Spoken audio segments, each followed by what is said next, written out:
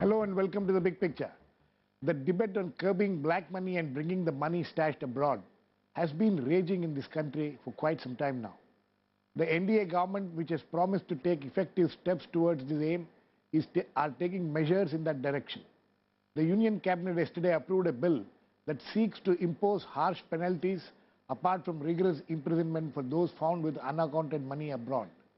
The bill, which is likely to be introduced in the Parliament tomorrow, is part of many other measures being contemplated to curb the black money menace. We will look at the proposed move of the government and also discuss how effective it can be.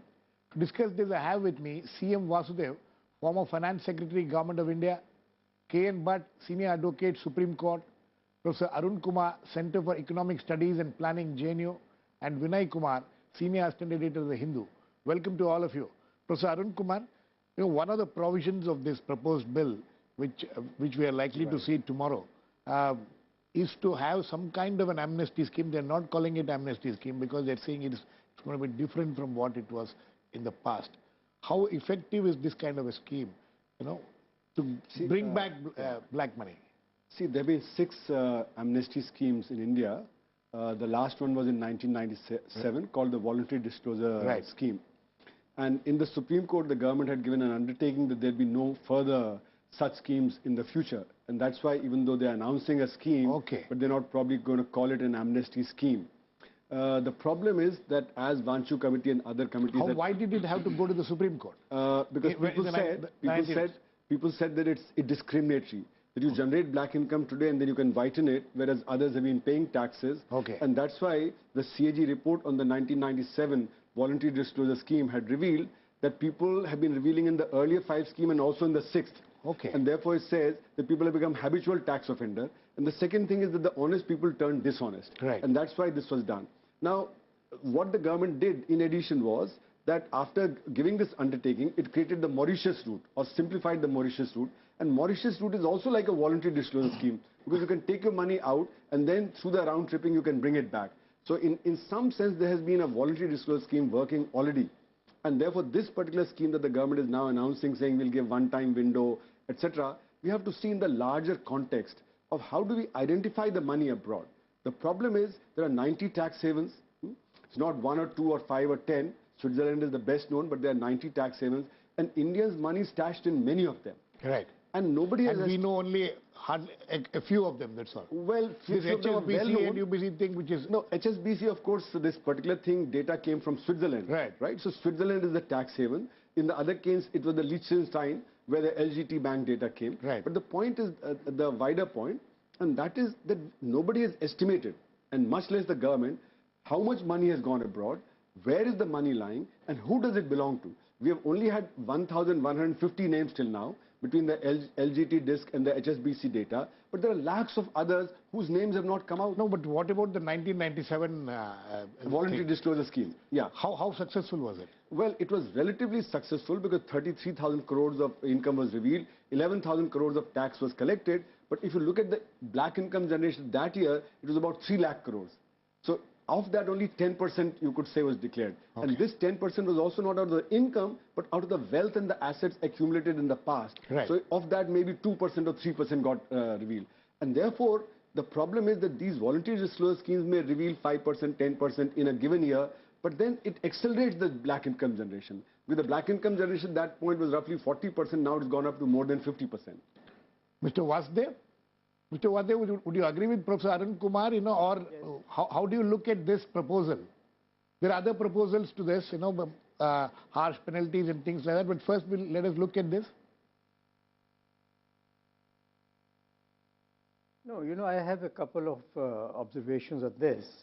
Firstly, of course, the government, because it is on a little bit of the back foot in terms of the issue of black money, especially black money stashed abroad. And therefore, they have come out with this dual approach. One, of course, is to make it highly deterrent for Indian citizens to stash unaccounted money abroad. Very stringent laws they want to enact. And the second pillar of their approach is to try to stop the generation of black money by Benami transactions, dealing with them, making it obligatory that no advance of more than 20,000 rupees for real estate transactions can be paid and things of that type. I think this latter set of issues which deals with curbing of generation of black money, I think is more critical. Because unless we can stop the generation of black money, merely trying to have an amnesty scheme or some other scheme to get back money is not really going to help, because if you get back some money, more will go out. So the real solution to my mind is how to stop the generation of black money, which the government is also trying to do. My second observation, I think, is that to enact such a stringent law, which can become draconian in the hands of people who are going to enforce the law, because under even the existing laws, the Prevention of Money Laundering Act, government and the enforcement agencies have all the powers to deal with people who have illegally taken out unaccounted money. So since you are unable to do that, you are unable to enforce the existing laws, therefore you are enacting more and more stringent laws. This is a normal, I think, government reaction everywhere. For lax enforcement of existing laws, you enact more stringent laws and raise fresh aspirations in the minds of the people. But I don't think it can work. In fact, the danger is that it can become draconian, and it may end up in a situation where even honest people who are holding legitimate accounts, they will be asked to fill various forms, and various questions will be asked and queries will be raised. So the government will have to be very careful in this regard, lest it creates an impression of India being a very unfriendly place for foreign investors to invest their money in India. That is a big danger as I see it. That's a very interesting... The third point I want to highlight is that the problem of generation of black money starts with the demand for black money. And the biggest demand creator for black money is our election system and the political parties and their funding of the law. So if there is a big demand for black money, obviously people find their way to generate black money. So government must try to address that aspect also, so that within the country the demand for black money is reduced, so that there is less incentive for creation of black money. That is, to me, the key issue. How do you stop the leak? I think you have made very important points there, Mr. Bhatt. Mr. Bhatt, what Mr. Vasudev says that, the existing laws which we have, whether it is Prevention of Money Laundering Act or the FEMA and all these things, are they not enough, or have they proved to be ineffective or less effective so far, and so a new law could be more effective? Well, I entirely agree with Mr. Vasudev that there are enough laws and enough punishments,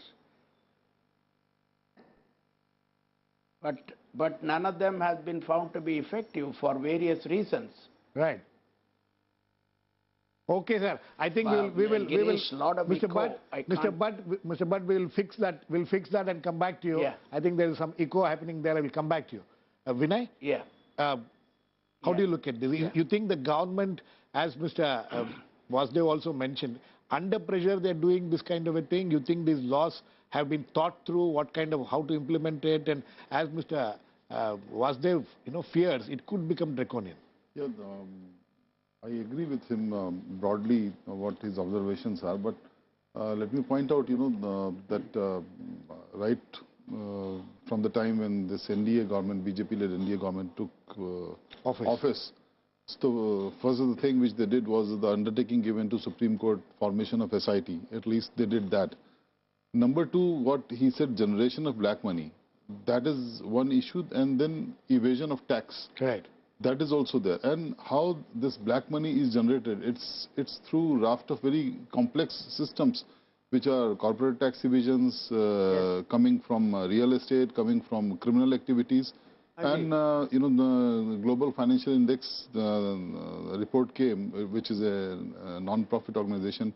It estimated that nearly between 2002 to 2010 or 11, about 3% of our GDP was in this sector arena, black money, and India remains as has been pointed out, one of the heavily taxed countries, one of the countries which has maximum number of laws and where implementation is tardy. It is in this area where our image, our implementation of these laws, which is taken a beating. So you have to concentrate on both, stop generation or disincentivize generation of black money, and then deal with the tax evasion. I mean, people, it's not illegitimate to have a proper foreign account. People do have foreign account, but what the government is trying to say, if you have a foreign account, please disclose it and pay tax on it. Yes.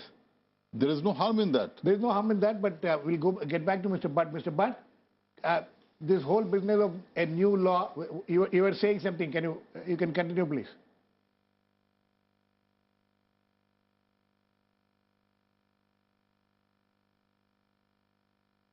Mr. Bhatt, can you hear me?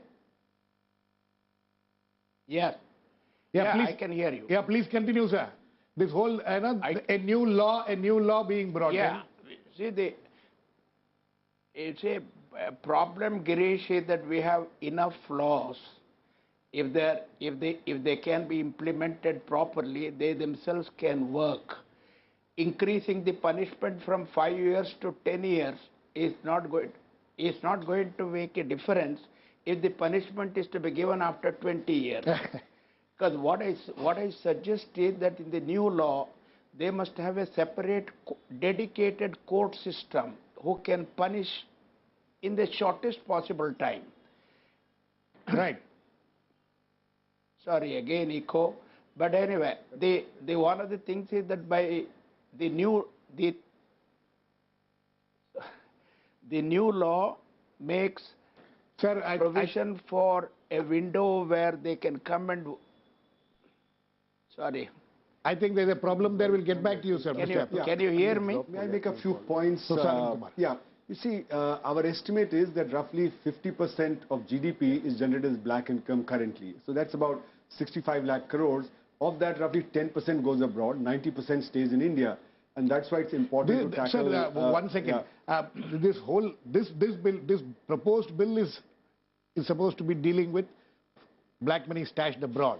And also partly through Benami, etc., generation of black... there's a separate... They're talking of a separate act called the Benami Transaction Act or something like that. So the point I'm trying to make is that actually you have to try and stop the generation of black income here, but there lies a problem. This 20,000 limit on real estate actually is meaningless, because... this is cash. Yeah. That you can't, not more than 20,000 rupees. But it doesn't matter. I mean, because you can pay and not disclose it, right? So, for instance, in the case of business, if you made a transaction where you paid more than 10,000 rupees, you couldn't take it on your account books, but that didn't mean anything. It didn't stop. So, you see, the point is that these mechanical steps are not going to change the thing. Secondly, regarding elections, only 1% of the black income generated actually goes into elections. Okay? So elections are not the main generators of black income. This is a misconception. It's a complete myth, you mean? Complete myth. That this is a central cause of black income generation. Black income generation is for a wide variety of reasons. There are legal activities and there are illegal activities. Illegal activities are like narcotic drug trafficking, smuggling, etc., etc. Legal activity you generate in industry, you generate in trade, you generate in finance, and that has nothing to do with elections. Probably in trade, it is the biggest because you can't most of us don't take a bill and it's all we all pay in cash. But that's a small part of the economy. The biggest part of the economy is really manufacturing and things like that. Okay. And we have a large informal sector. It's generated in the informal sector, it's generated in the formal sector. And it's a myth that real estate generates black income, even though 40% is paid in black. Because there's a transfer income. You have to generate black income somewhere and then transfer it.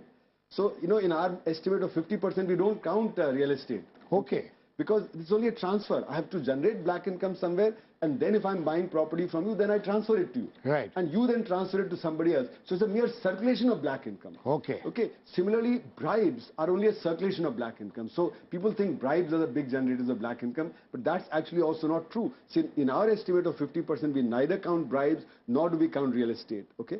So all these things... they're all, what you mean to say is they're all being generated at some other place? Yes. Which needs actually to be tackled yes. and plugged. And then plugged. So to do that, what kind of steps would you take? Say, for instance, corporate sector. Corporate sector inflates its cost. so as to generate black income. So for instance, a small business, as is said, the entire household expenditure is shown as a business expense. So your telephone is shown as company telephone, your peon is shown as, company employee, your entertainment is shown as company entertainment, etc.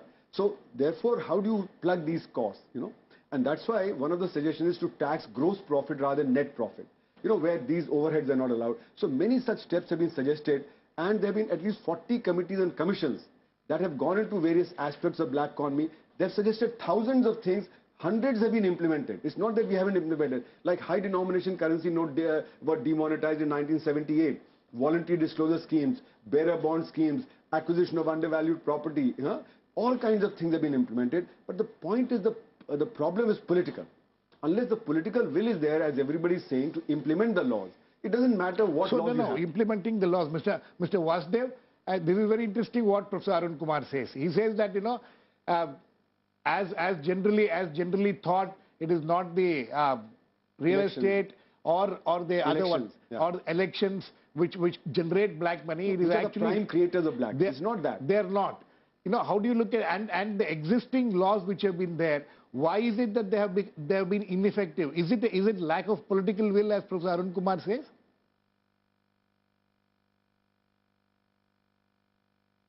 Mr. Vasudev?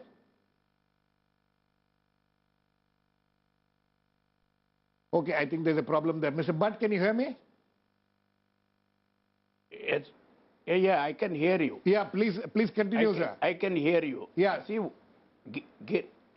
Girish, one of the things is that you remember that very recently the offense of rape has been given a higher punishment. Right. I don't know whether the incidents of such things have reduced.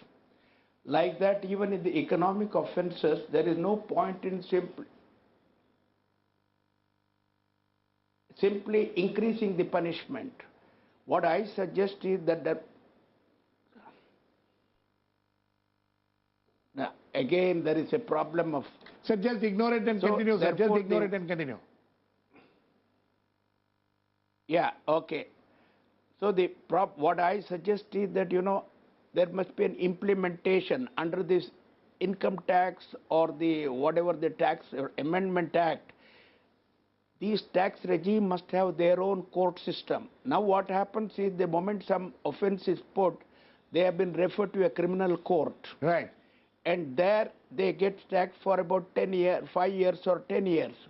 And therefore the effectiveness of the harshness of punishment is completely lost. Right. What I suggest is that for economic offences, there must be a separate adjudicatory machinery dedicated to that one, so that at least within about a year or two, the matter comes to a conclusion. No, but because Mr. Bhatt, now today what happens is nobody is worried. Mr. Bhatt, my question is this. Yes. When we talk of delay in the judicial system, the stacks of cases all over the place, you are suggesting that there should be a separate adjudicatory system.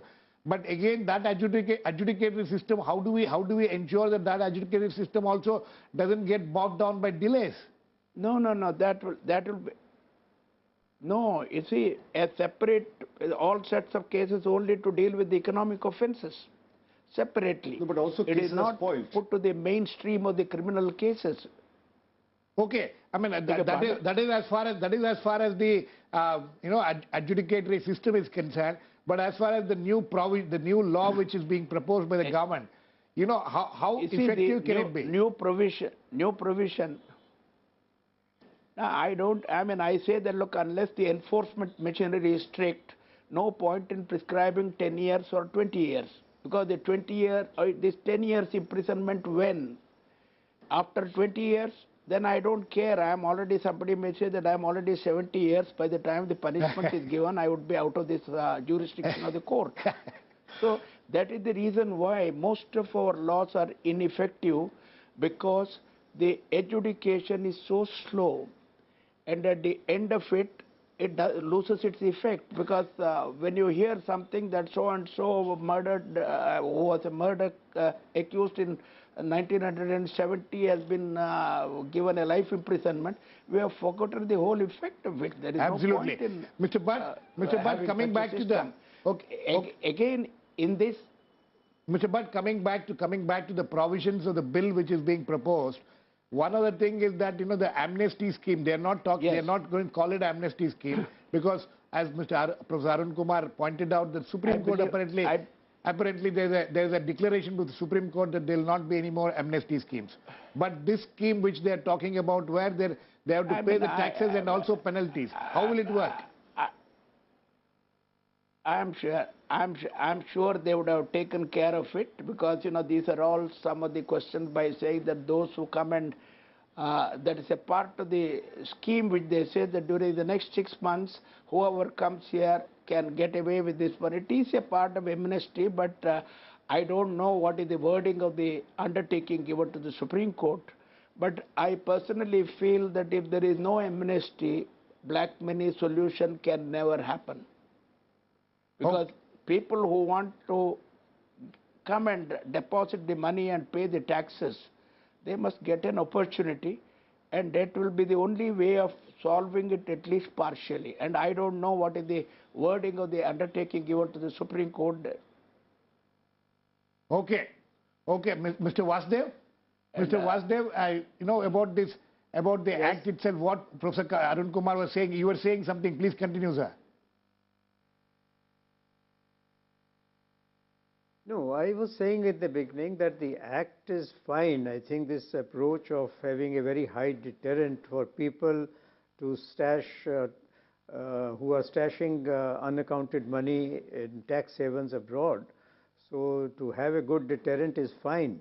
What I was saying is that the existing laws provide a lot of powers to the enforcement agencies to deal with such Sir, that matters. was the question. No, that was the question I was asking you. For some reason not...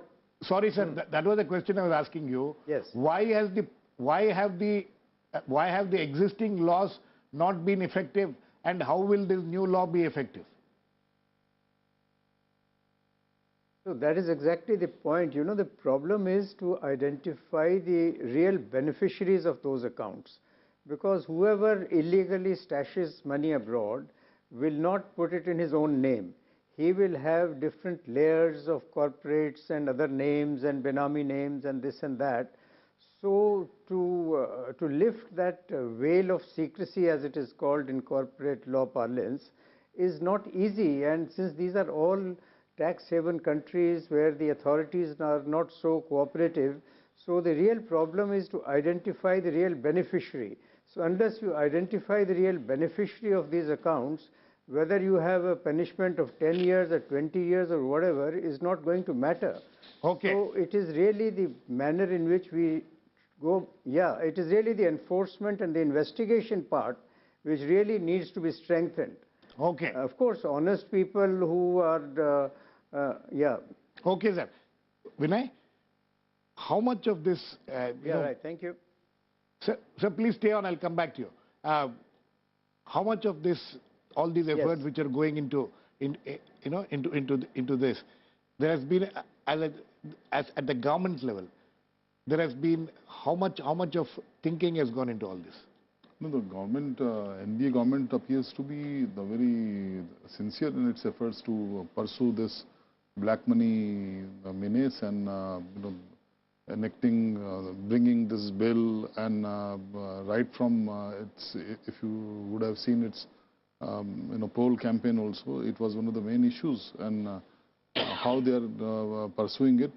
I think there seems to be some kind of sincerity in the government. And do you think that the existing system, the existing mechanisms will be enough to implement or to ensure that this bill is implemented properly, this law is implemented properly? Yeah, as I said, we are already one of those countries which has maximum number of laws and heavily taxed. You have one view of Dr. Subramaniam Swamy, senior BJP leader, who says that income tax should be abolished. Right. Why? Because tax rates in India are high, and it is number of taxes which people pay. Even if you go for eating out, the number of taxes which you get in your bill are at least 3-4 taxes you are paying: service tax, luxury tax, VAT, and all those which inflate your bill. So the tendency of the among the people, among the common lot is to how to evade those taxes. Absolutely. So it is one of the major points in this bill. Mr. Arun Kumar, GST, we're talking of GST, it's supposed to come into play next year. So you think GST will be one of the ways in which we can curb generation of black money in this country? Well, first I'd like to point out India is not a heavily taxed nation. If you look at the World Bank tables, India is a very moderately taxed nation. And India's direct tax GDP ratio is one of the lowest in the world. So we pay very little direct taxes. And in fact, the salaried employees pay actually very little. Most of it comes from businesses. Corporation tax is entirely paid by businesses. And the rates are not very high. And the effective rate of tax is actually quite low. Quite low. As the Finance Minister said in the budget. So if India is not a heavily taxed nation, we should get rid of that assumption. Secondly, only 3% of Indians file direct tax return, income tax return. Right. Of that, only 1% pay effective taxes. So 2% actually pay very little, either nil or very low taxes are declared by them. So in other words, we need to get more people into the tax net before we can do that. Now coming to GST. GST is actually what? A value-added tax applied at goods and services. Right. Now, value-added taxes all over the world are also evaded because they're very complex. You require computerization, you require monitoring, etc., etc. You require costs and income both to be declared. So GST also lends itself to tax evasion. It's not that by implementing GST we'll be able to reduce tax evasion. So studies have been done of value-added tax as it has been introduced in a variety of countries, and they show that tax evasion continues. Now, how do you get rid of the problem? What are the measures, apart from these measures which the government is talking about, then if you're saying that all this is going to be complicated, then what is it that the first thing that needs to be done is that our investigative agencies have to do a proper job. We know that in India, all cases are spoiled. Take Hassan Ali case, 2007. Nothing was done. The money disappeared. On the day when the Hassan Ali disc was captured, it was $8.5 billion in the UBS account. Later on, Pranab Mukherjee in his press conference said only $60,000 is left. Yes. Now, he's not going to leave the money there to be caught. So, cases are knowingly spoiled, and that's why the Supreme Court has repeatedly said that CBI is like a caged parrot. So, unless the investigative agencies do their work properly, and I'll give you another example. Take Madoff's case. Madoff's case was a $50 billion Ponzi scheme. In 6 months, he was behind bar. At the same time, Satyam's case was there, $2 billion, and the case has not yet been come to fruition. Completely. So, in other words, the cases are knowingly spoiled so that, prosecution doesn't take place. So, first thing is to see that our agencies investigate properly, collect the full data, and then only is it possible act quickly, and as Mr. Bhatt says that, have an adjudicated system which punishes soon also. Mr. Vasudev, GST. Girish. Yes, Mr. Bhatt. Yeah. I'll come to you, Mr. Vasudev. Yes, Mr. Bhatt, quickly. You see, one thing you must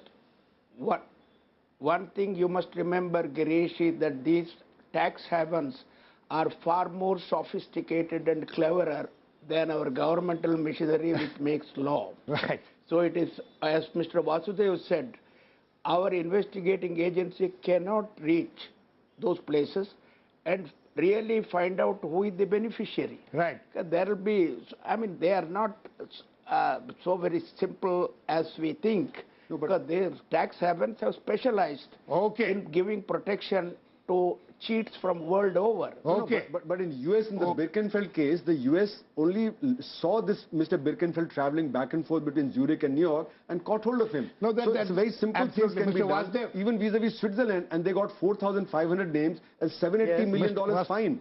Mr. Vasudev, very quick last words to you.